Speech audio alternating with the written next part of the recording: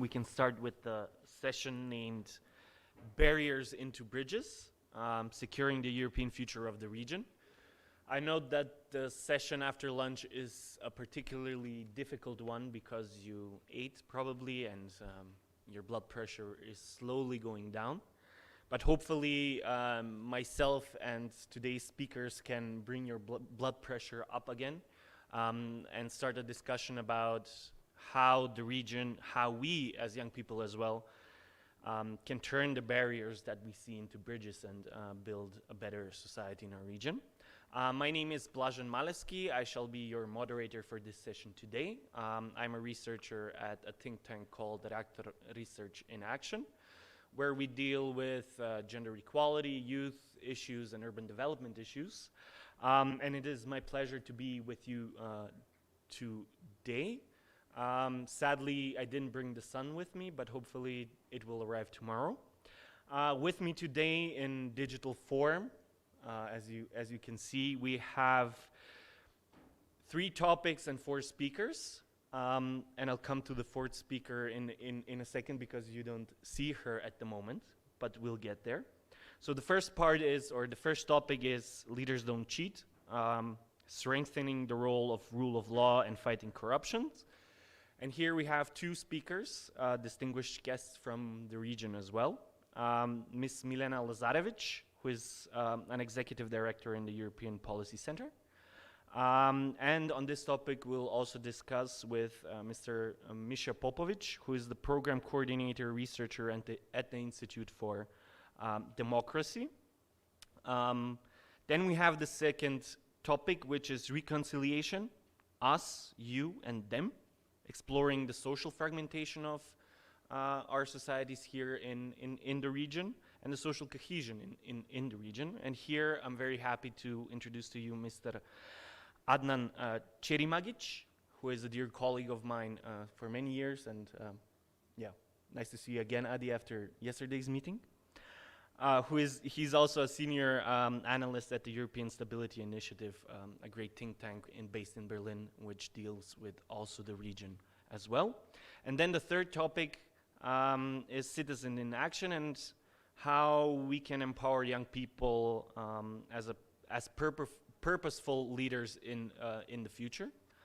And here we have Ms. Mariola Memai, who will be joining us at 5. She had some urgent issues she had to deal with, but we will get back to her and she will connect with us online at 5. So without further ado, I would start the discussion, and the first topic was Leaders Don't Cheat. So Ms. Milena, please, the floor and the Zoom link is yours.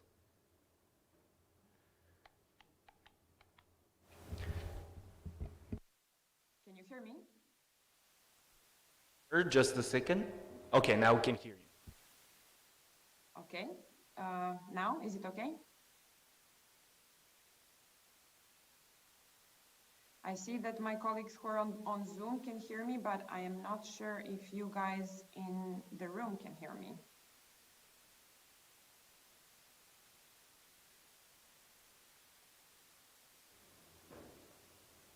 Let me put it in the chat.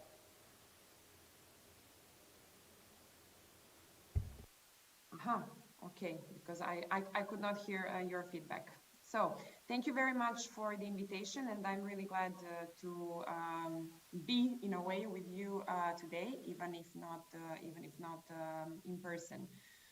And the topic that I'm supposed to speak about today, that I am going to speak about today, is both a very challenging one, but also an extremely important one, and it is about building and challenges to building leadership in the region that is actually going to be fair and accountable and fight for those values which we always call EU's fundamental values, which we always refer to as the desired and wanted values in our societies, but that are somehow proving to be very difficult to adhere to in our societies. I will start by referring to some statistics from a recent study or survey research among young people in Serbia in the absence of a similar regional comparative research.